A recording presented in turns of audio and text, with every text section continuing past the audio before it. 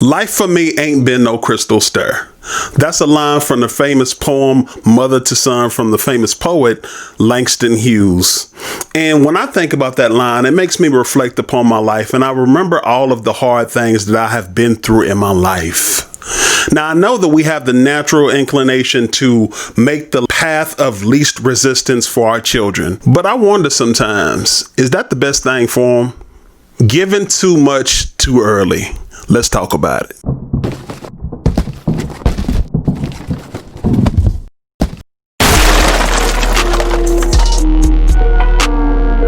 Thank y'all for joining us on That Christian Fam. If growing in the faith is important to you, hit that subscribe button, because over here we encourage, empower, and give you everyday practical real life advice on real life situations. We drop videos every Tuesday and Friday, so while you're at it, hit that notification bell, because for the first hour we respond to comments immediately. All right, y'all, let's go ahead and dive in. Nepotism, what is it?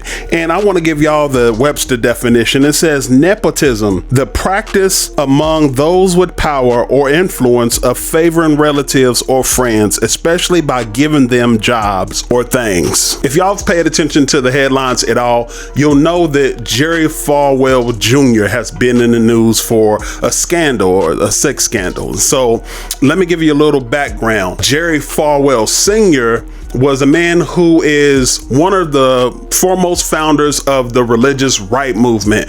I ain't got time to explain what the religious right movement is to y'all, but just know that that's something that is very heavily involved in our American evangelism circles, right? And a lot of what he thought and what other leaders thought at that time back in the 1970s has a very strong influence on what westernized evangelicals believe today, mostly in the Anglo-Saxon community, but it can bleed over to other factions as well. I'm not going to say that it's just germane to a certain group of people. Long story short, he founds a university called Liberty University, and I believe it's located in Virginia.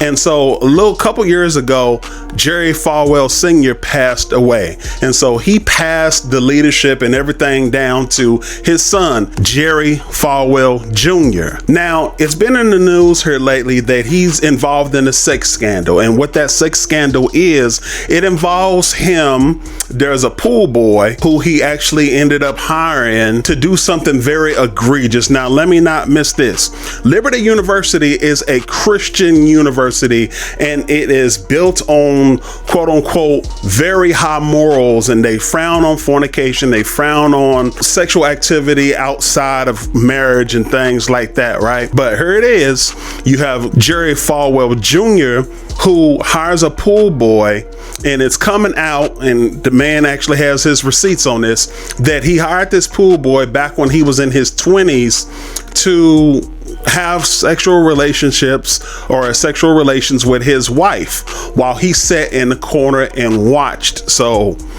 I know that's real heavy, y'all, but listen, I guess he needed some help, but he hired this pool boy to lay with his wife while he sat and did his thing and watched. Now, he's rebutted that, he's refuted it, all this, that, and the other, but the pool boy, actually, he's older at this point, has his receipts. He got screenshots showing, hey, this is what happened, this was what went down.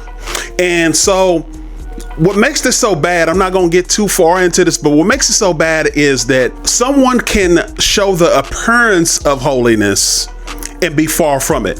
Someone can make money, or it's to their benefit to appear a certain way because I get money for appearing a certain way. Appearing, y'all don't make fun of my accent. Appearing a certain way. And so it behooves me to appear that way, because I get money for putting this standard of morality out, right? Even though in my heart I'm far from it, and in my private life I'm far from it. Y'all know me, I've always said this, I don't want to be a public success just to be a private failure. There's a huge danger in this, because Jerry Falwell Jr. was given the keys to the kingdom, and he's proven that he's not worthy to handle the keys of the kingdom. He was given a wealth without having to earn or live for that wealth. He was given the keys to a kingdom based off of morality that he lacks in his life. Now, let me back up a little bit. There's cases where nepotism can be a good thing. Like if the person's qualified to have something handed down to them, they have a proven track record that they can handle this. You know, it's no problem. And I can't blame people for wanting to practice nepotism. Like, why wouldn't you want to bless your bloodline, right? But here's where nepotism can go wrong. When you are supremely underqualified to handle the blessing.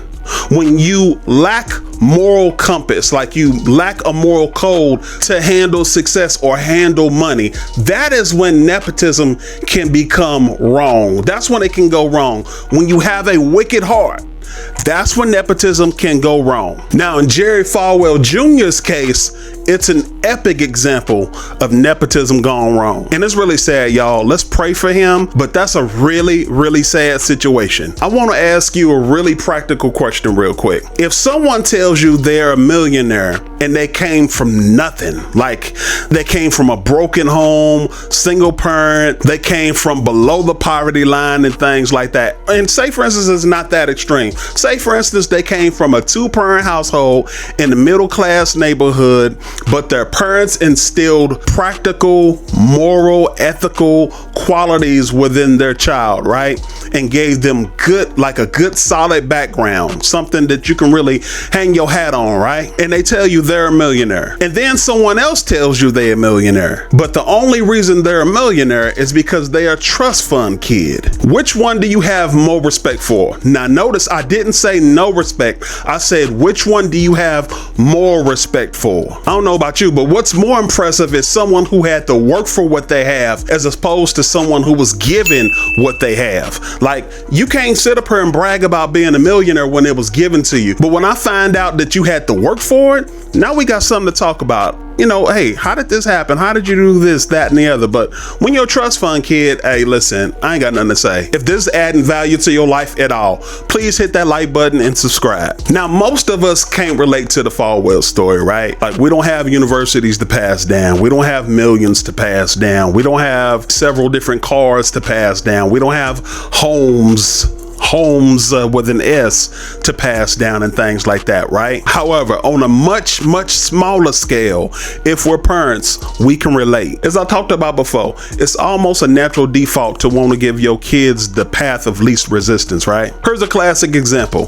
When your kid turns 16, do you buy them a car so they can just focus on their schoolwork? Or do you tell them to get a job so they can buy their own car and understand what it took for that thing to be sitting in the driveway? I'm gonna put a poll up. Which parent would you be? And leave a comment too. It ain't as cut and dry as you think. It's a very nuanced conversation. Now I'm gonna talk about my culture. I can't talk about nobody else's culture in this situation in particular because I ain't in your culture. But how a lot of black folk within this country view parenting is we want our children to have more than what we did coming up, right? Like each generation that comes up, we always want the next generation to do better than the previous generation. Why? Because we're so behind the 8 ball, right? We don't want it to be as hard as we had it coming up. But it's a catch-22 because yes, it may be good for them to have it better than we did, but we also know that those hard times actually help build some character in our lives. It helped to toughen us up.